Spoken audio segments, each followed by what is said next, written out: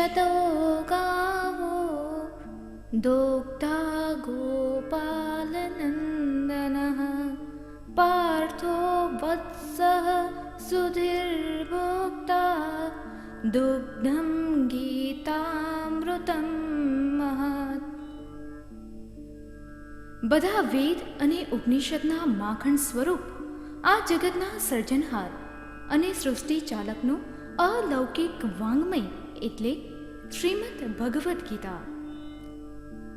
માનવી જીવન માટે 3 વાત મહત્વની છે: કર્મ, ભક્તિ અને જ્ઞાન. કર્મ સત્ય હોવું જોઈએ. કયું કર્મ સત્ય? જે કર્મનો હેતુ સાધન અને પરિણામ ઉચ્ચ અને ભવ્ય હોય તે કર્મ સત્ય. ભક્તિ પણ સત્ય હોવી જોઈએ. જે ભક્તિના મૂળમાં ભોગ અને ભીતિ નહીં પણ કૃતજ્ઞતા અને પ્રેમ હોય તે ભક્તિ સત્ય. ભક્તિપૂર્ણ દ્રષ્ટિ સાથે જ્ઞાન આવતા જ જીવન તરફ ભોગની વૃત્તિ ન રહેતા સૌંદર્ય દ્રષ્ટિ નિર્માણ થશે અને નિસંગ બની સંસારમાં ફરી શકાશે. વિષ ચાલ્યું જશે અને અંતઃકરણ કરુણામય થશે. તેથી જ ભગવદ્ ગીતા ઉપાડી આચાર્યો ભાષ્ય લખી સંતો ગીતાની સુલભ અને પ્રચલિત ભાષામાં પ્રત્યેક વ્યક્તિ સુધી લઈ જાય. મહાપુરુષો ગીતાના માત્ર એક શ્લોકની પ્રેરણાથી જીવન બદલે. સૃષ્ટિના સર્જનહારે અર્જુનને નિમિત્ત બનાવી આવનાર અનંત પેઢીને માર્ગદર્શન કરેલ વાંગ્મય એટલે ગીતા. કર્મયોગીનો હાથ, જ્ઞાનીની આંખો અને ભક્તનું હૃદય, આ 3 વાતનું સમન્વય થાય એટલે જીવ અને શિવનું મિલન થાય. આ ત્રિવેણી સંગમ જેના જીવનમાં સાકારિત થયો હોય તેવા લોકોત્તર પુરુષનું આગવું દર્શન ગીતા કરાવે છે.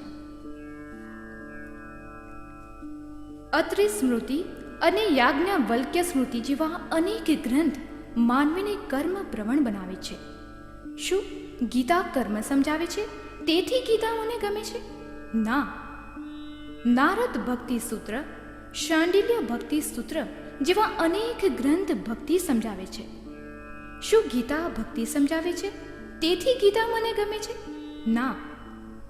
અદ્વૈત સિદ્ધિ, ખંડન ખાદ્ય જેવા અનેક ગ્રંથો તત્વજ્ઞાનથી ભરેલા છે. શું ગીતા તત્વજ્ઞાન સમજાવે છે તેથી ગીતા મને ગમે છે? ના. જરૂર ગીતામાં કર્મના સિદ્ધાંતો, ભક્તિની મધુરીમાં અને જ્ઞાનનો હિમાલય છે, પણ આ કારણે ગીતા મોટી નથી. જગતની ઉત્પત્તિ, સ્થિતિ અને લય કરવાવાળા ભગવાન સગુણ સાકાર માનવ સ્વરૂપ લઈને આવ્યા અને અનેક આશ્વાસનોની વર્ષા કરી. આ અમારા માટે મોટી વાત છે. સર્વસ્ય ચાહમ હૃદય સન્નિવિષ્ટ. દીકરા, ડર નહીં, હું તારી સાથે છું.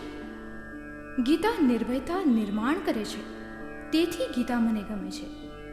ગીતા ધ્યેય દર્શન કરાવી જીવન વિકાસનો માર્ગ બતાવે છે, તેથી ગીતા મને ગમે છે.